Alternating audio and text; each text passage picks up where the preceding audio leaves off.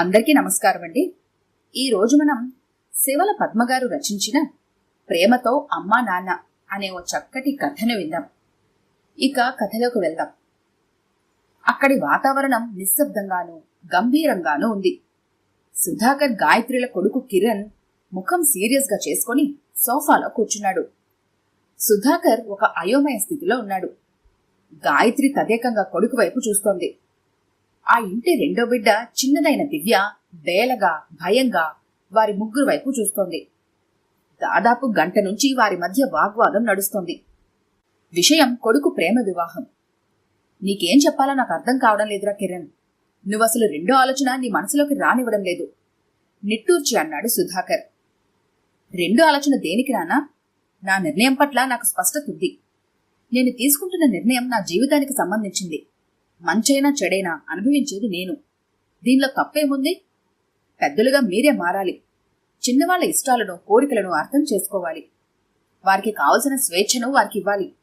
ఇటీవలే వచ్చిన సినిమాలో డైలాగులను అన్నయ్య అప్పచెప్తుంటే నోరెళ్లబెట్టి వింటోంది దివ్య. అసలు చిన్ననాటి నుంచి నా విషయంలో అన్ని మీ ఇష్టాలను నెరవేర్చుకున్నారు, కానీ ఒక్కనాడైనా నా మనసులో ఏముందో తెలుసుకున్నారా?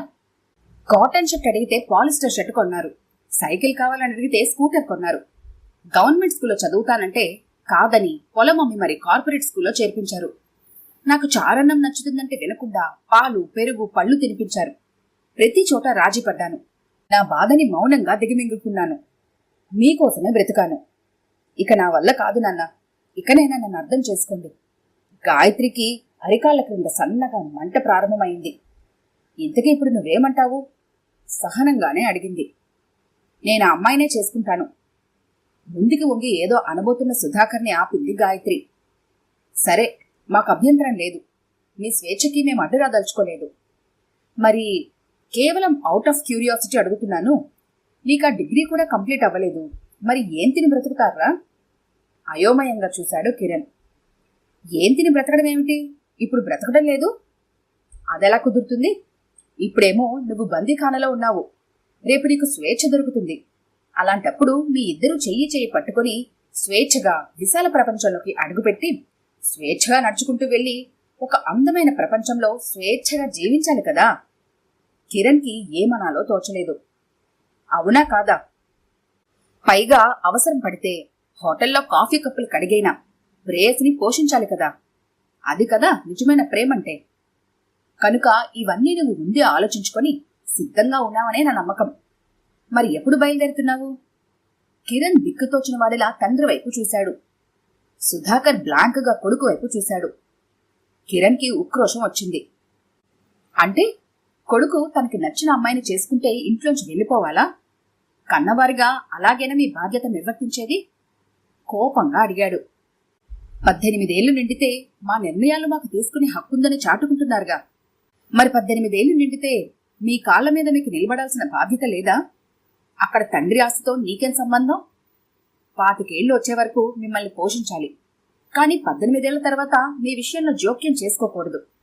మీ నిర్ణయాలకు మేం తల వంచాలి. అంతే కదూ? గాయత్రి విసురుగా లేచి అల్మరాలో ఉన్న డైరీలో నుంచి 4 ఫోటోలు తీసి టీపాయ్ మీదకి గిరాటేసింది.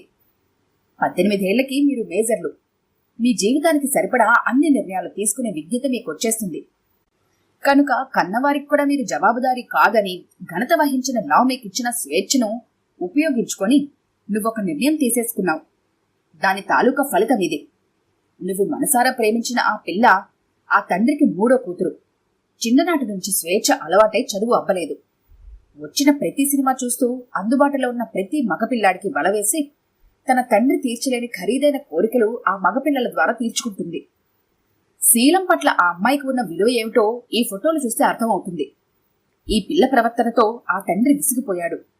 తన ఇంట్లో ఉంటే ఆఖరి పిల్లకు కూడా పెళ్లి కాదని తనని హాస్టల్కి పంపించేశాడు. హాస్టల్లో తనతో ఉండే పిల్లలు కూడా ఈ అమ్మాయి గురించి మంచిగా చెప్పుకోలేకపోయారు. ఇది నీ సెలక్షన్. వ్యక్తుల పట్ల నీ జడ్జిమెంట్. దీనికి మేం తల వంచాలి. ఈ వంశంలోకి ఈ పిల్లని తెచ్చి కోడలి అధికారం ఇచ్చి తర్వాత తరాన్ని ఆ పిల్ల చేతిలో పెట్టాలి. అప్పటికి గాని మా జన్మ ధన్యమవదు. వ్యంగ్యంగా అంది గాయత్రి. ఆ ఫోటోలు చూసిన కిరణ్ ముఖం కత్తివేటుకు నెత్తురు చుక్క లేకుండా పాలిపోయింది.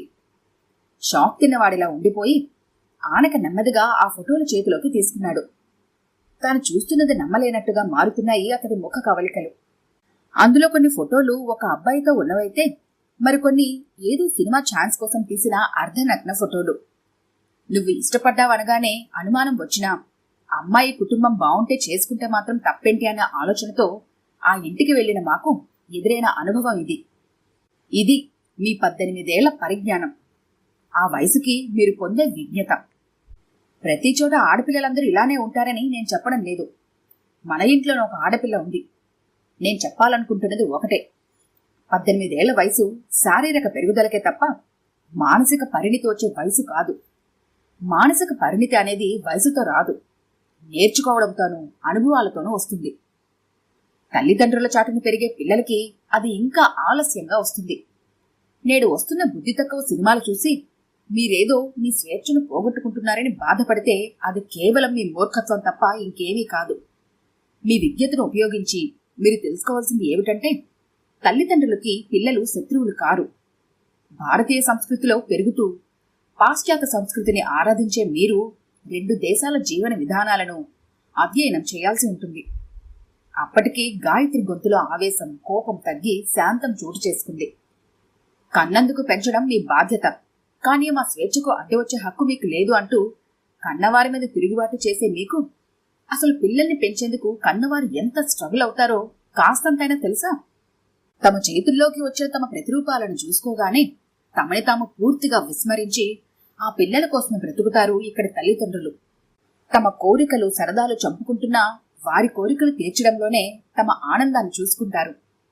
కన్న కూతురు కొత్త గౌను కావాలని అడిగితే ఆ సమయానికి చేతిలో డబ్బులు లేకపోతే ఆ తండ్రి పడే వేదనేమిటో మీలాంటి వారికి, మిమ్మల్ని తప్పుదోవ పట్టించే ఈ స్వేచ్ఛావాదులకు అర్థమవుతుందా? అహర్నిశలు తల్లిదండ్రులు కోరుకునేది పిల్లల సుఖాన్ని తప్ప మరొకటి కాదు. ఎందుకంటే వారికి వేరే ప్రపంచం ఇంకేదీ లేదు. నిజానికి మీరు ఈ రోజు స్వేచ్ఛ కోసం అలమటించేంత రిజిడ్గా ఏ తల్లిదండ్రులు లేరు. 90% తల్లిదండ్రులే పిల్లల దగ్గర రాజీ పడుతున్నారు. దానికి తార్కాణం నేడు ప్రతి ఇంట్లోనూ ఒక ప్రేమ జంట ఉండటం. సుధాకర్ కొనసాగించాడు. అంతేకాదు, నేటి యువతరం అర్థం చేసుకోవాల్సిన మరో ముఖ్య విషయం, పిల్లల వంశం చూడాలి, వంశ చరిత్ర తెలుసుకోవాలి. రాబోయే వ్యక్తి మీద ఈ వంశం ఆధారపడి ఉంటుంది. అంతేకాదు, అవతలి వారి వంశంలో ఉండే మంచి చెడు రెండూ ఆ రాబోయే వ్యక్తితో వస్తాయి. ఇది చాదస్తం కాదు, సైంటిఫిక్. ఒక వంశంలో ఒక జన్యువులో వచ్చే లోపాలు, ఆరోగ్య సమస్యలు ఈ వంశానికి కూడా సంక్రమిస్తాయి. కనుకనే అన్నీ సరిచూసుకుని ఇంటికి కోడల్ని తెచ్చుకునేవారు. కాని నేడు మీరు ప్రేమ పేరుతో ఎవరెవరినో తెచ్చి కుటుంబంలో కలుపుతున్నారు. మీరు చూసేది అందం, చదువు, సంపాదన. దాన్ని దాటదు మీ దృష్టి. అందుకనే నేడు కుటుంబాల్లో క్యారెక్టర్కి సంబంధించిన సమస్యలు, ఆరోగ్యానికి సంబంధించిన సమస్యలు అనేకం చోటు చేసుకుంటున్నాయి. కుటుంబాల్ని గందరగోళం చేస్తున్నాయి. దాని తాలూకా ఫలితాలు మనము, మన తరువాతి తరాల వారు కూడా అనుభవించాలి. ప్రేమ అనేది మీ ఒక్కరికి సంబంధించింది, కానీ పెళ్లి అనేది ఆ కుటుంబానికి, వంశానికి సంబంధించింది. అంత పెద్ద నిర్ణయం తీసుకునేటప్పుడు మీరు పెద్దవారిని ఏమాత్రం పరిగణలోకి తీసుకుంటున్నారు? పట్టుమని మీ ముత్తాత పేరు కూడా తెలియని పరిస్థితిలో ఉన్న మీరు మీ వంశం గురించి ఏం ఆలోచిస్తారులే? 2 తరాలు వెనక్కి వెళితే అసలు మీ కుటుంబంలో ఎవరున్నారో మీకు తెలుసా? వారేం చేసేవారో మీకు తెలుసా? మీ రక్తంలో కలిసి ప్రవహించేది ఎవరి రక్తమో మీకు తెలుసా? మీ ప్రవర్తనకి, ఆలోచనకి, అలవాట్లకి అన్నిటికీ అదే కారణమని మీకు తెలుసా? మీకున్న అవగాహన, జ్ఞానము, తెలివి అన్నీ కూడా ఒకే విషయం చుట్టూ తిరుగుతాయి. అది డబ్బు సంపాదన కాదా? పెళ్లి దాని వెనుక ఉన్న కమిట్మెంట్, బాధ్యతలు, ఆ బంధమిచ్చే నైతిక బలం, వీటి గురించి నీకేమైనా తెలుసా? సాక్షాత్తు శ్రీ మహావిష్ణు అవతారమైన శ్రీరాముడి పెళ్లికే జనకుడు, దశరథుడు ఎదురెదురుగా కూర్చొని తమ గురువుల సమక్షంలో తమ వంశక్రమాన్ని ఒకరికొకరు చెప్పుకున్నారు. తమ వంశంలో 34వ వాడైన దశరథుడు 33 తరాల గురించి వివరించాడు. అలాగే 23వ వాడైన జనకుడు 22 మంది పూర్వీకుల గురించి వివరణ ఇచ్చాడు. దివ్య ఆసక్తిగా వింటోంది తండ్రి మాటలను. కిరణ్ షాక్ నుంచి ఇంకా తేరుకోలేకపోతున్నా తండ్రి మాటల్లోని లాజిక్ అర్థమవుతోంది. కిరణ్, మీకున్న చదువుని కేవలం డబ్బు సంపాదనకి మాత్రమే వాడకండి. ఆ చదువు ఇచ్చే వివేకంతో విషయాలను అనలైజ్ చేయడానికి ప్రయత్నించండి. తల్లిదండ్రుల మీద నమ్మకం ఉంచడం చేతగానితనంగా చూపిస్తున్న సినిమాల దుష్ప్రభావం మొన్న మనమంతా చూసిన సినిమా నీకు బాగానే గుర్తుండుంటుంది. తనని గారాబంగా పెంచిన తండ్రికి తనకెలాంటి వాడిని భర్తగా తేవాలో తెలుసు అనే నమ్మకంతో ఆ కూతురు నాకు మీ వివరాలన్నీ మా నాన్న ద్వారా తెలిసాయి అంటే ఆ మాట హీరోకి చాలా మూర్ఖంగా అనిపించింది. తెలివి తక్కువతనంగా, చేతకానితనంగా అనిపించింది. అంటే పిల్లలకి కన్నవారి పట్ల నమ్మకం ఉండటం అనేది ఫూలిష్నెస్ లా కనిపించింది ఆ డైరెక్టర్కి. ఏం చెప్పాలి, మీ ఇష్టాలకి, అభిరుచులకి, కోరికలకి తగినట్లుగా తల్లిదండ్రులు మారుతున్నారు తప్ప యువతగా పెద్దతరం కోసం మీరేం మారారో ఒకసారి ఆలోచించండి. వారి కోసం మీరేం చేస్తున్నారో ఆలోచించండి. ఈ ఆలోచన మీలో ఎప్పుడైనా ఒక్కసారైనా వచ్చిందా? చివరగా మేము చెప్పేది ఒకటే కిరణ్, నీకు తల్లిదండ్రుల మీద నమ్మకం ఉంటే, వారు ఆలోచించేది నీ సుఖం గురించి అని నువ్వు అనుకుంటే, కొంచెం మా ఆలోచనని అకామిడేట్ చేయగల సాహసం నీకుంటే నువ్విక్కడ ఉండు. లేకపోతే స్వేచ్ఛగా నీ దారిన నువ్వు పోవచ్చు. మాకెలాంటి అభ్యంతరం లేదు. పిల్లలు స్వతంత్రులయ్యే వరకు తల్లిదండ్రులు పోషిస్తారు. తనకు జన్మనిచ్చినందుకు తాము నిలదొక్కునేదాకా చేయూతనిచ్చినందుకు వృద్ధాప్యంలో వారి బాధ్యత పిల్లలు తీసుకుంటారు. ఇది మన దేశం సంస్కృతి. తల్లిదండ్రులతో హక్కుల కోసం పోరాటం, వారి మీద హక్కుల సంఘాలకి, చట్టాలకి కంప్లైంట్ చేయటం, వారి నుంచి తమని కాపాడమని పరాయి వారిని కోరడం, ఇవన్నీ ఇక్కడ అసంబద్ధంగా ఉంటాయి. ఆ సంస్కృతి నీడ కూడా నా ఇంటి మీద, నా కుటుంబం మీద పడ్డానికి వీల్లేదు. నిర్ణయం నీది. గాయత్రి లేచి లోపలకు వెళ్లిపోయింది. సుధాకర్ కొడుకు దగ్గరగా వెళ్లి అతడి తల మీద చెయ్యి వేశాడు. నువ్వంటే మాకు కోపం లేదురా. మా ప్రపంచం ఏమిటి, మా ప్రాణాలు ఎలా ఉంటాయని ఎవరైనా అడిగితే మీ ఇద్దరినీ చూపిస్తాం. ఇంతకన్నా ఏం చెప్పాలి? అమ్మని తప్పుగా అర్థం చేసుకోకు. ఒంటరిగా మిగిలిన కిరణ్ ఆలోచనలో పడ్డాడు. ఈ కథ కనుక మీకు నచ్చినట్లయితే లైక్ చేయండి, షేర్ చేయండి. మరిన్ని ఇంట్రెస్టింగ్ కథల కోసం మా ఛానల్ని తప్పకుండా సబ్స్క్రైబ్ చేసుకోండి.